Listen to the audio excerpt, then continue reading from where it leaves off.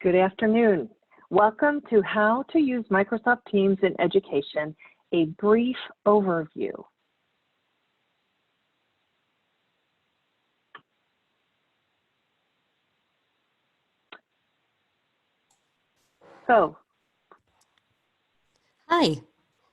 Hi, Wendy. Our presenters today will be Wendy Tietz from Kent State University and myself, Jennifer Canis from the University of South Florida, and Tracy Miller-Nobles from Austin Community College could not be with us this afternoon, but she did help with the presentation, so we wanted to give her some credit as well. And I will turn it back over to Wendy.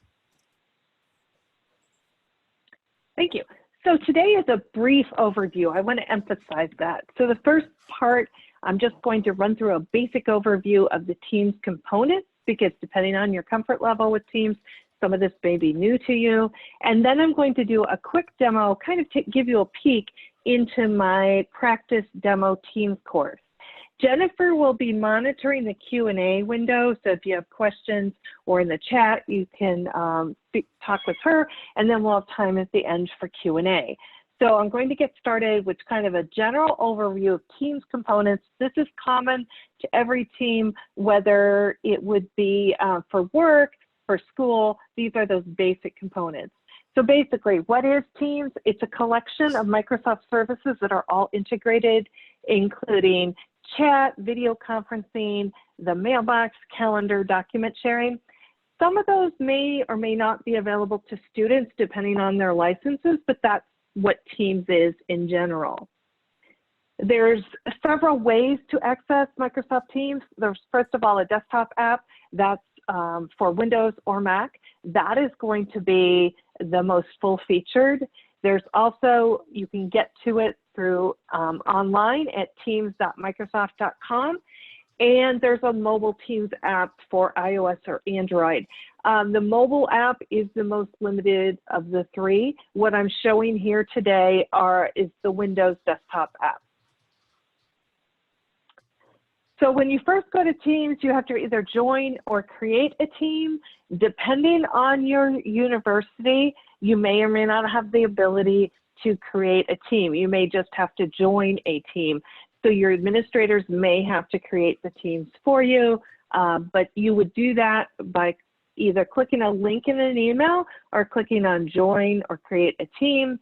And then if you are creating a team, you would click on create a team, and there will be options for different kinds of teams you can create.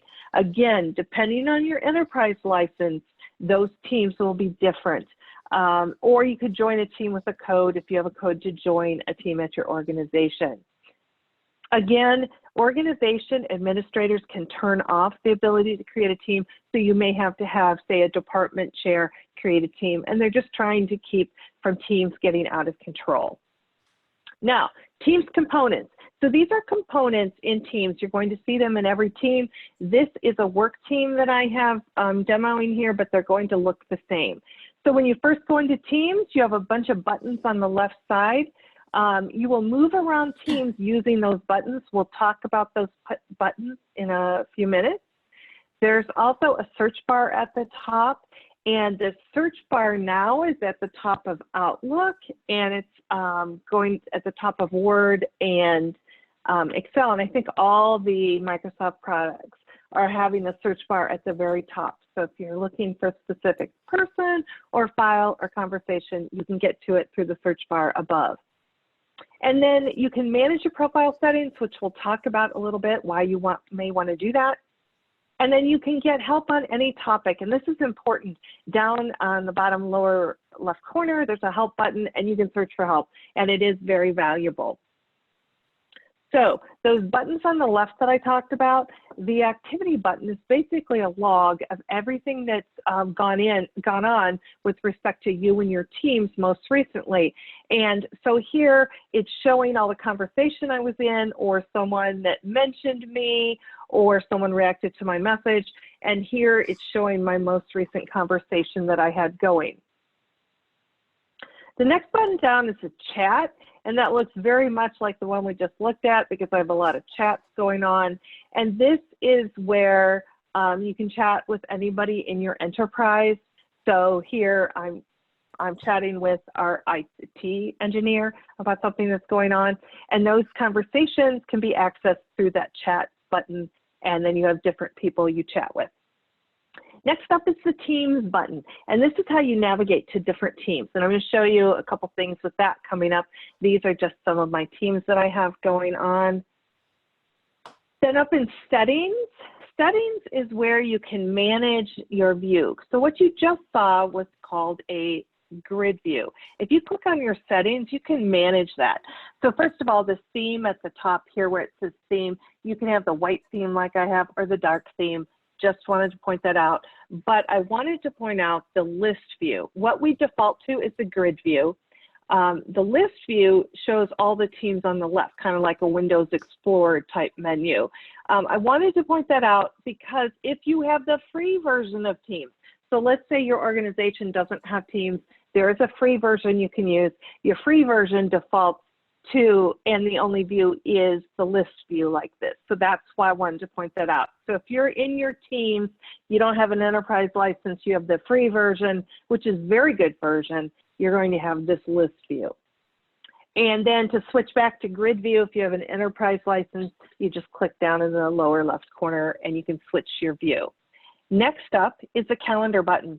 The calendar is integrated in Teams from Outlook if you have an enterprise license. Again, if you're using the free version, that calendar integration isn't as tight there.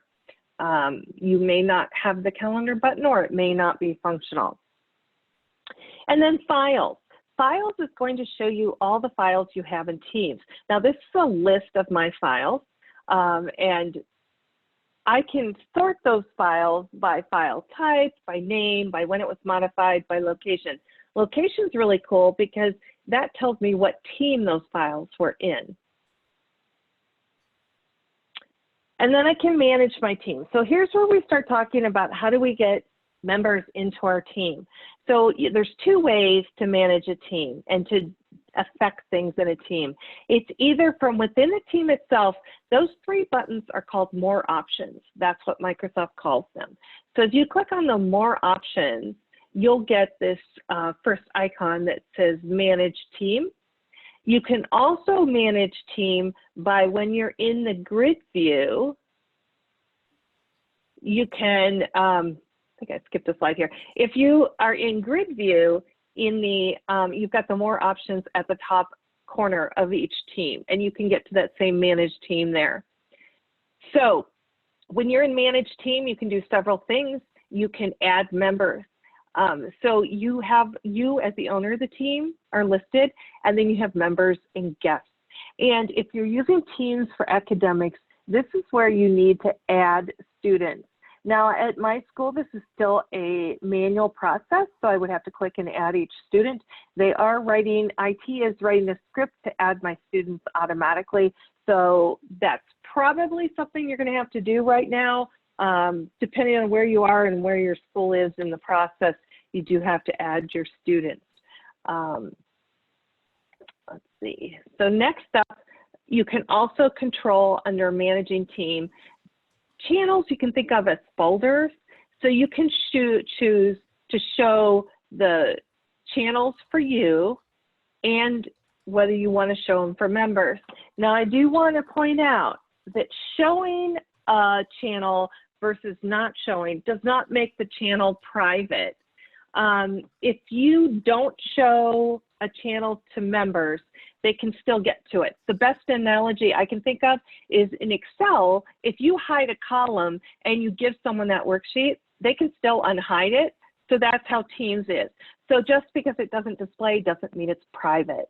There are something I'll show you in my class, there are private channels, and those are what you would think. The private channels, only the people you add can see those channels. Okay, then you have modify settings. There's a whole bunch of basic settings for a team. You can add a team picture. That's what I've added here. I have a team picture instead of an icon with initials in it. Member permissions, you can give your members permissions to create channels, which I don't think you want to do with students. You can enable guests to create channels, so I'm not sure you want to do that either. You can say who can mention. So just like in Twitter and other social media, you can do @. So in my school, if somebody does @Tietz, it's going to pop up with my name, and I'm going to get a call out saying that I've been mentioned. You have a team code that you can share so people can join the team directly if you wish.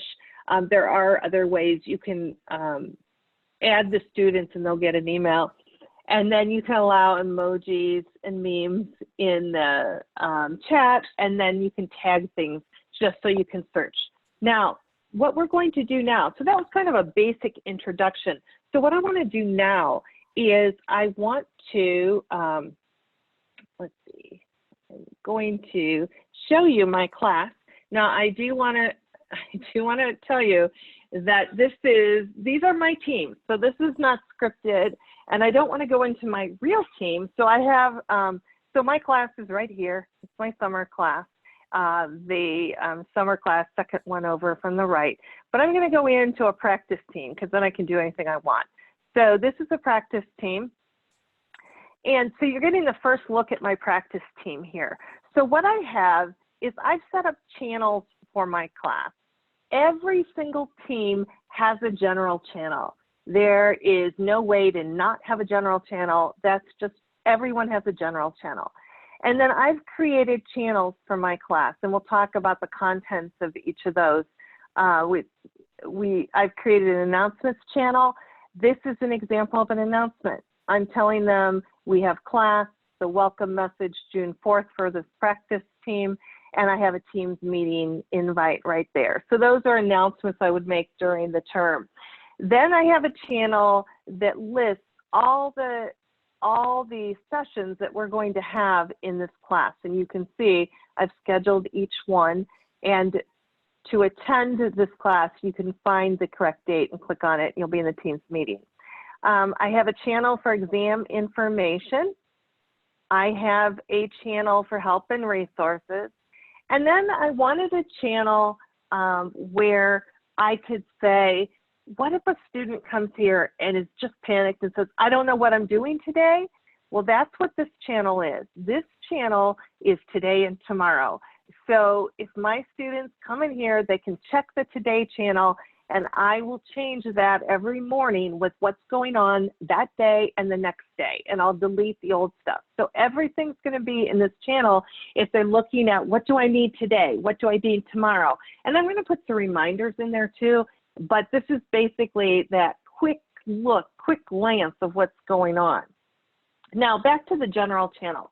So you'll see within a channel, so a channel you can think of as a folder. Within a channel, we have posts. And what posts are is they are everything that's gone on since the beginning of this creation. So we can scroll down. The most recent things are shown at the bottom.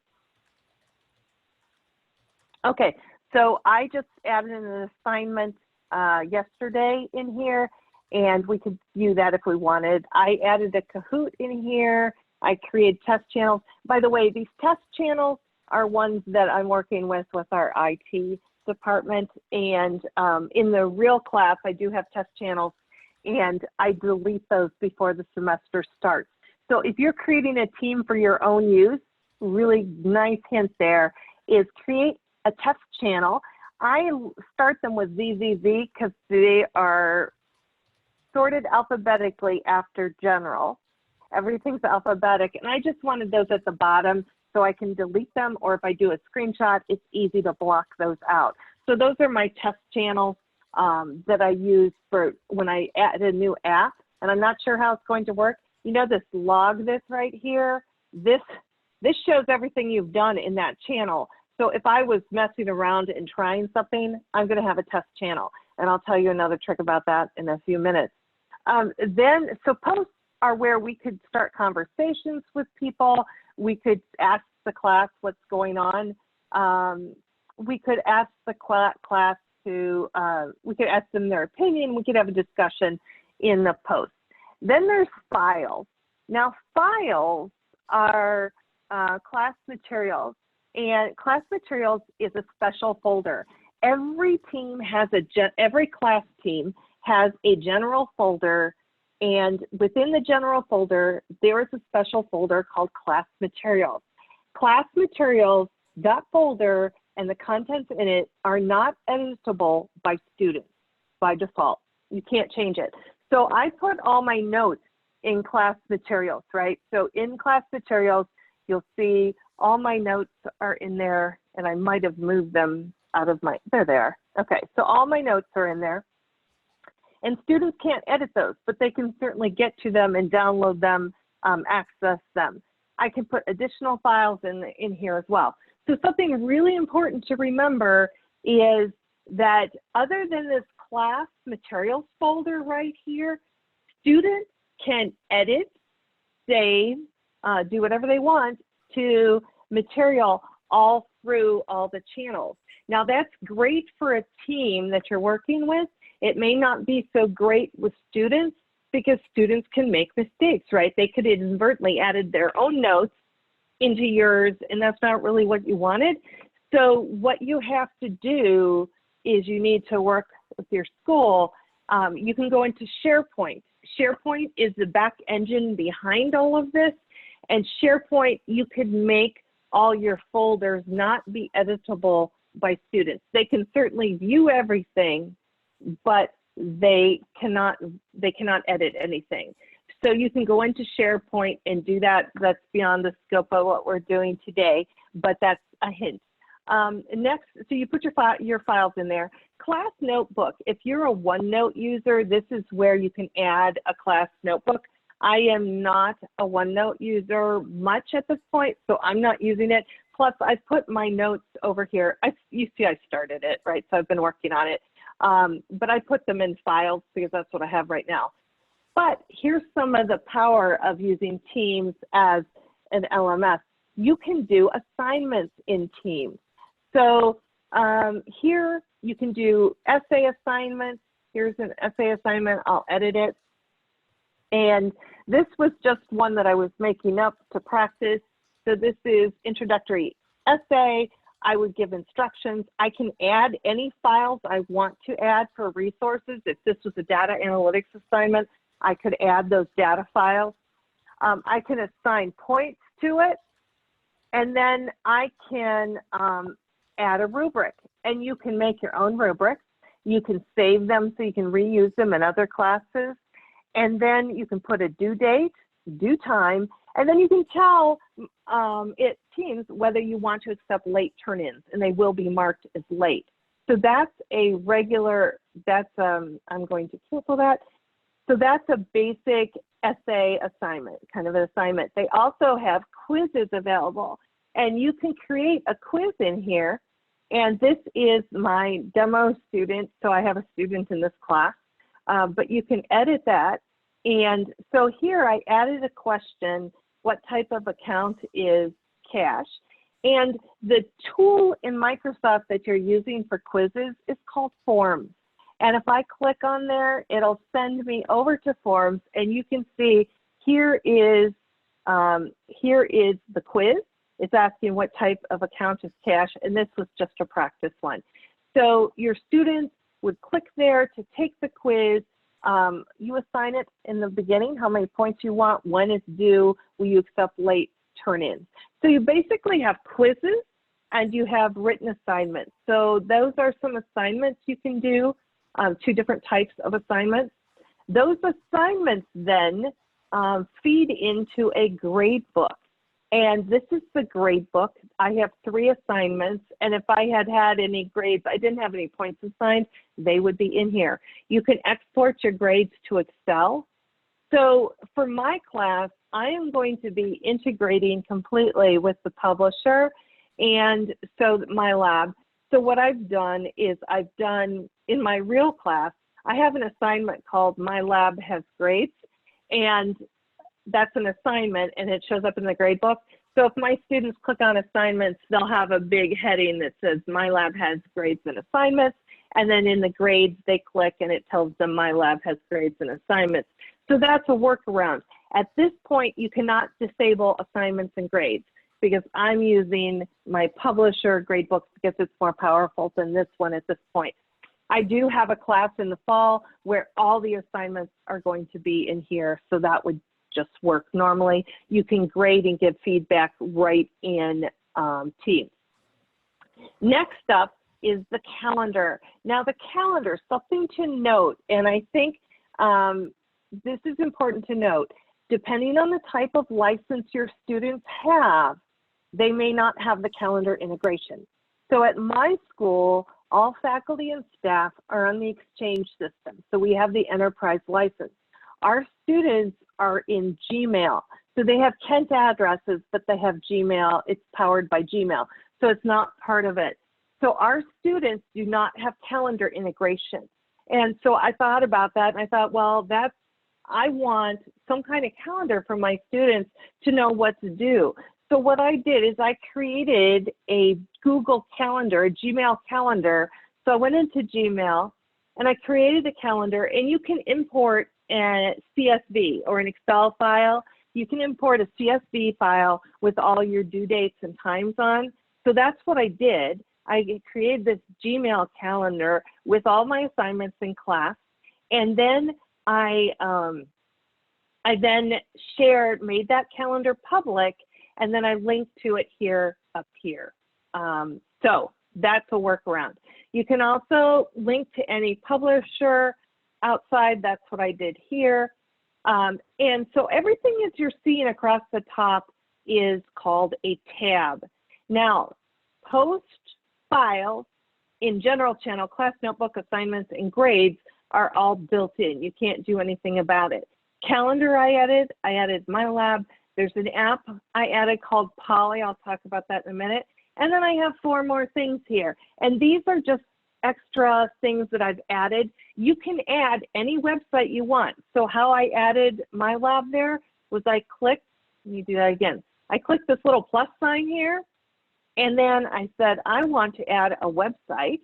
And then I could type in the name of the website, what I wanted to show on the tab, and the URL. And that's how you add. So I added several things up here. First of all, I added general channel info. So what this is actually in SharePoint. This is general information about this channel. I've added that to every channel to describe what's going on in that channel. I've added, there's a really cool app that you'll want to add. It's called Insights right here. It's preview, it's new, but the header came. So let me click on Insights. It's not going to be very insightful because we don't have real students in here, but what Insights are is it tells you what's going on in your class.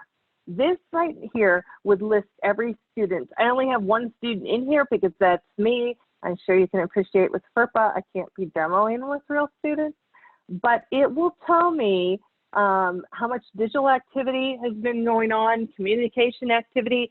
You can do it for all time, 30 days, 7 days, specific date. You can export it to Excel, and I think this is really a cool feature, right? We can export our gradebook, but this is going to give us specific data on what's going on in our class.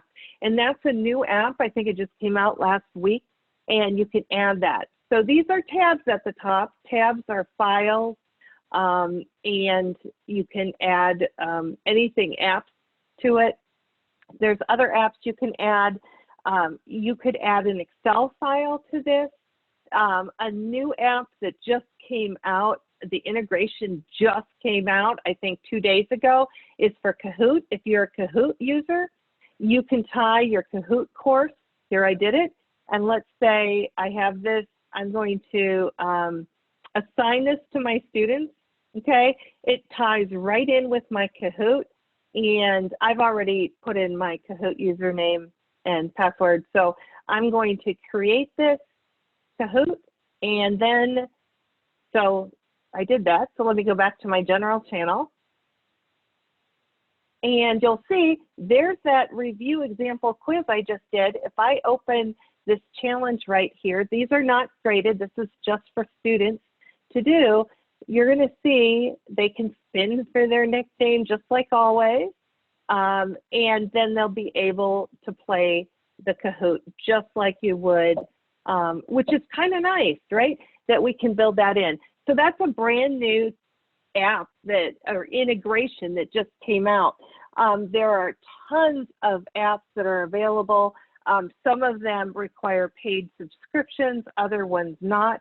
There's another common one called Poly, and Poly is a survey tool, pretty cool. You would need to sign into your Poly account, and I'm not going to do that right now, but what it allows you to do, let me see if I've got something earlier, because I've used it a couple times. Here's Poly. I did a poll. What's your favorite color? And then any student coming through can submit their vote, right? And then it will accumulate the votes and display them overall. So that's what Poly does. Poly is a free app, and it just integrates right into your course. So apps are extremely powerful in terms of adding elements to your course.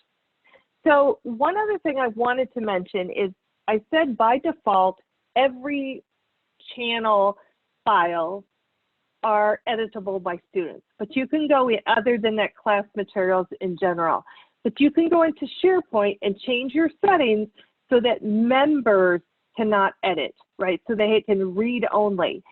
But what if you have students that you want to work on documents together? That's not very friendly. What you can do is you can add private channels.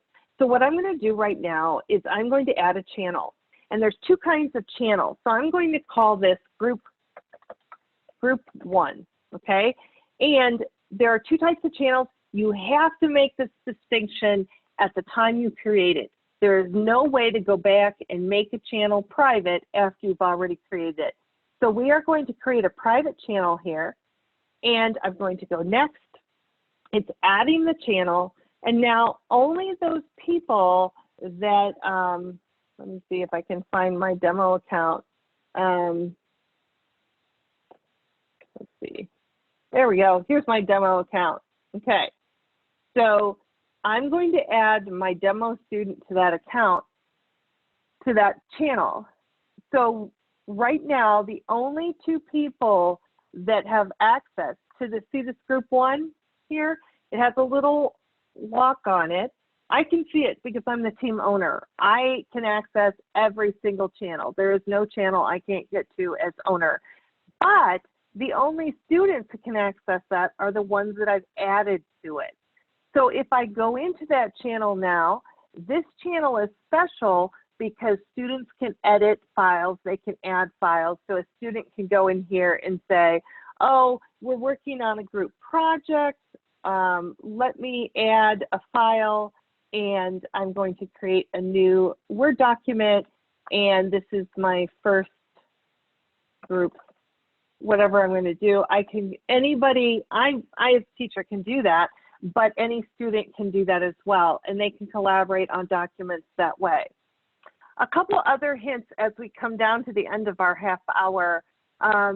Your students will get the best experience by installing the desktop app. If they possibly can do that, that's going to give them the best experience. Otherwise, they can use the web app. The best browser for the web app is either Microsoft Edge or Chrome. Firefox, the problem with Firefox is Firefox will not do Teams meetings. I didn't talk about that, but in my Attend class here, these are Teams meetings that I've set up here. These practice meetings here, these real meetings, I could go into a Teams meeting there. So really Chrome or Edge, if they're going to use the web app, otherwise using the desktop version is going to give them the best experience. So at this point, I'm going to give it back to Jennifer. Thanks, Wendy. So as always, we like to end on a meme, right? So me, when I take a moment to let it sink in that my new normal consists of teaching from my kitchen table in my pajamas with a dog on my lap, although I think for Wendy, that would be a cat on her lap, talking to my students through a computer. So fun times. That pretty much concludes our webinar for today, but we do have some great questions that have come up in the chat, Wendy. So I wanted to, a couple of them kind of bundled together. So a couple of people have asked if you could talk about the advantages of having students submit assignments via Teams versus Blackboard or Canvas. And a complementary question was, do you see Microsoft Teams replacing your LMS, or could you talk a little bit about that? Okay, so at this point, Teams is early, they're early in their higher education journey, Microsoft is. They are developing new parts of it every week. This target is moving every week. Like they just came out with the Insight app last week. They just came out yesterday, they just announced they're creating templates for different teams. So there might be a template that you could add that always looks the same. So they're developing right now assignment tools in Blackboard and Canvas are more robust than what's in Teams, especially with respect to quizzes. I know in Blackboard you can do algorithmic questions, you can do pooled questions. So it's not as full featured in terms of testing quizzes yet.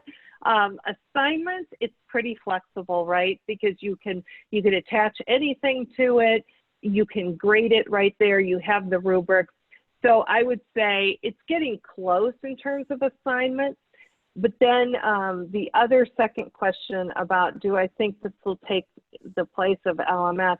Well, we're doing a pilot study at my school, and I think there's a lot of promise to it. Is my school committing to it? No. I'm doing a formal pilot this summer. I have a class of 90 students in it because I've been doing smaller pilots. Now we're going to do with the whole class of 90.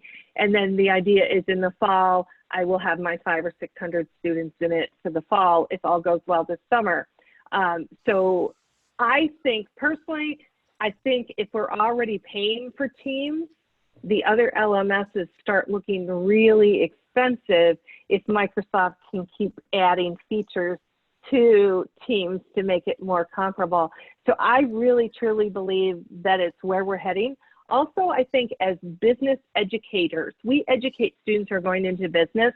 I like giving them exposure to Teams because they can learn to use something that they might use in real life. Nobody's going to use Blackboard or Canvas in real life unless they're going to become a professor. But Teams, they could very well use it in real life, and that's one of the reasons I'm such a big fan of Teams. And the other, so I've got a couple of reasons I love Teams. Another reason is it's so much more fluid to talk to students. We have all those channels. Generally, the general channel has the conversation in it, but it's a lot easier to see a student comment and then to call them out, and you have tags, and you can use the GIFs and memes and things like that and be more natural, whereas I feel in a discussion board, you're much more awkward, right? It's kind of awkward moving around, and I'm not a big fan of discussion boards. So from that respect, I think it offers something else. And then something else really cool is we are we are doing a chat bot for my class. So it's machine learning. The chat bot, the students would do @question in the channel and ask the chat bot anything, and the chat bot will respond. And if it doesn't know the answer, it will tag me, or if the student's not satisfied with the answer, it will tag me as well. And then I can I can answer the question, and then I tell the chatbot, here's the right answer. So if someone else comes along and asks that same question or similar, there's some natural language processing going on there, then the chatbot can handle the question. So I think developing the chatbot has a lot of possibilities when you're dealing with a class with hundreds of students and maybe even smaller classes. So that's what our objective is. I think there's a lot of possibilities because this, they can get in, the IT administrators, not me, can get into it and kind of tailor it. And that's what we're doing with the chatbot in the class. So we'll see how that goes, because we were going to roll it out in March. So you know what happened in March, and it didn't seem like the right time. So now we're going to roll it out in June. Okay, perfect, Wendy. A couple other types of more practical questions. The first one, when you were talking about enrolling your students, then we have a question, why not just generate the code and have students join the team on their own? They could, that's one possibility. We are adding them. We have to provision licenses for them. So it's a little bit, you have to talk to your school about how that, you could absolutely give them a code. You could, it's just up to personal preference. And you have to make sure, like at our school, I can't just say, okay, students, here's the team. We have to actually give them a team's license, which doesn't cost us anything. We just have to do it. So I think in terms of, you have to work with your IT department for whatever your structure is with your license. Right, right. I know at University of South Florida, then with the conversion of everything, they automatically gave all students licenses. They just automatically did it, but good point. There's also a question, would it be practical to post lecture videos in Teams? Where would be the best place for those? Files is the question. Oh, so if I were going to do that, yeah, so you could, what the best thing to do is, because I just dealt with this. Let me show you. Well, no, I'm not going to do it. SharePoint. What SharePoint is, it's the engine behind all this. And to go to SharePoint, you can do office.com and log in with your credentials and then click on SharePoint. And what SharePoint does is it gets you into the back engine behind all this. And you can create kind of a web page without having to know how to do web pages. It's kind of like typing, right? And then let me see what I can show you what SharePoint is, if I have one. Let me go back here. Okay, so let me see where, if I have one here. General channel info. Okay, so when I created the SharePoint here, when I went into SharePoint, I created a file called general channel info, and I just typed general channel info on it, and then I typed this information. And you know how you could, in an announcement, you could link, you know how to link a file, right? So you could put it in there. You could link to it in another, depending on how your file, how your video is being streamed. So it depends. If you're streaming videos from YouTube, simple, just put the link in there. If you have an MP4 file, you're going to have to work with your school about how they want to stream that. You can link to files in Kaltura if your school has that. You could have your files on Screencast-O-Matic and get a URL. So there's all different ways to do that. But what I would do is I would create a video channel and do one of the SharePoint files. This is just a standard. Template, and you get to pick what the picture is, and then you type in, and you can type all this, and it's going to look like Word. And you know how you can insert files in Word. You could do that. So I guess I would tend to do that, is set up a SharePoint. You know, you could have a channel. So the other thing to think about is you can only automatically display 12 channels. So at first, when I was thinking about Teams, back last year when I was thinking about it, I thought, oh great, I'll have a channel for each chapter. And then I got to thinking about it, that's not going to work, because if I can only display 12 channels, I'm going to have to really do a lot of education with students about how to find the other channels, and that becomes really hard to think about. So instead I tended to, remember this course is tied very closely to the homework manager I'm using. In the class in the fall that I'm setting up a class right now for a class that doesn't have a textbook, I'm having topic channels. So we would do more of that, and I don't have to do as much today and tomorrow, because remember, I've built this class for 500 or 600 students, so I'm trying to think about what they need to know, and the work that we're doing in this class is housed in my lab. So if I were doing another type of class that didn't lean on my publisher material as much, I would have channels for groups of like topics, like all my balance sheet accounts or all my income statement accounts. So I hope that helps. You have to think about just the practical limitations. You can have up to 200 channels. You can have up to 30 private channels, but you can only automatically display 12. So you have to think about usability from your student standpoint. Great, Wendy, thanks so much. With that, I don't think we have any other open questions that I can see. Unless there's any others that people have, feel free to put it in the chat, but I believe we've answered everything. I also want to remind people to follow our blog. We won't be having as many webinars this summer, obviously, because people have lots of other responsibilities in the summer. We do have several recordings available on our website under webinar recordings.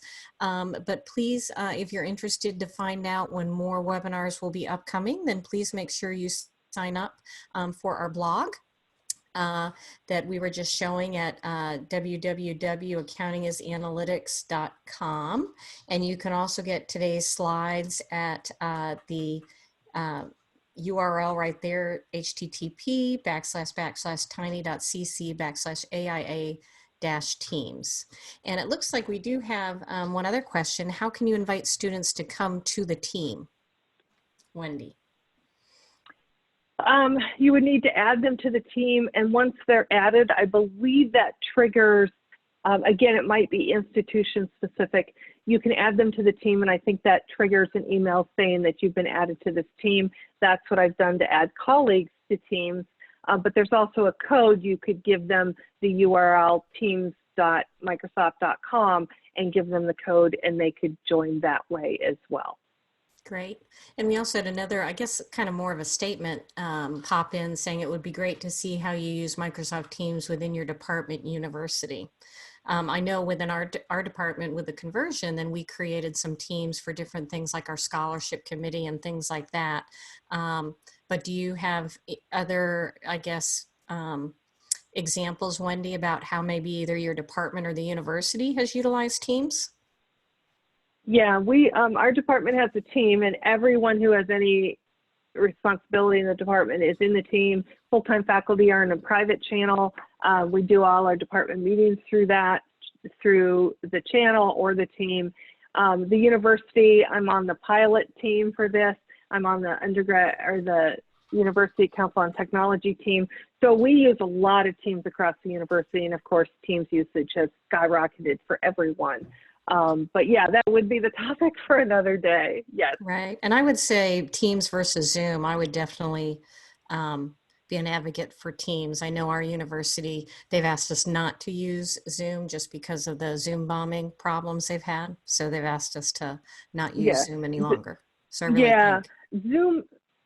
Zoom has cleaned up a lot of their security issues, and it's pretty safe now. Especially they've come out with an encryption to do with it. There's Zoom 5.0, which you have to upgrade to by the end of this month.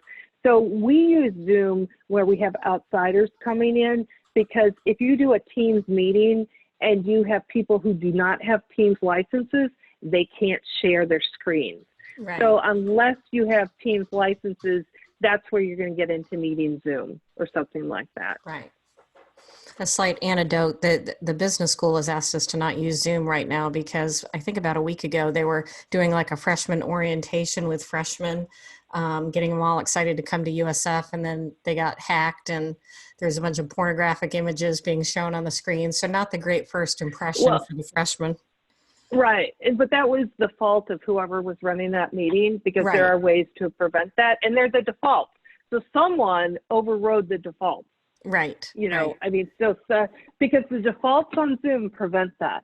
If you use Zoom with the defaults on it, you're going to be okay. So I'm an advocate of Zoom used properly. So. Right.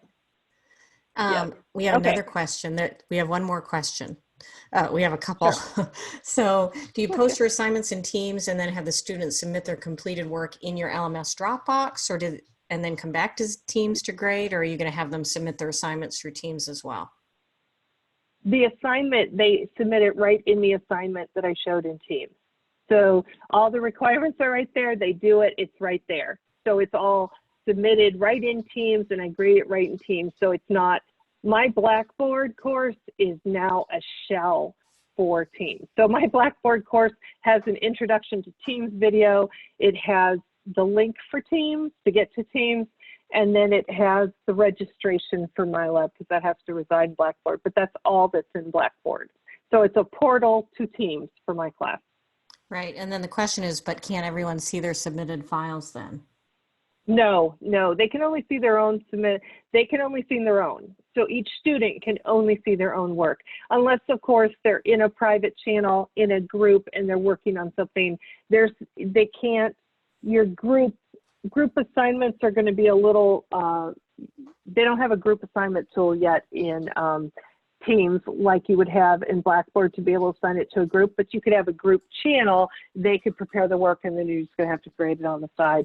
But I am not going back to Blackboard at all. So we're just using Blackboard as the jumping off point. Great. Okay. Sounds great. Well, I definitely think we're over time, but thanks very much, Wendy. It's always a pleasure. And thank you, everyone. Okay. Have a great day. Bye.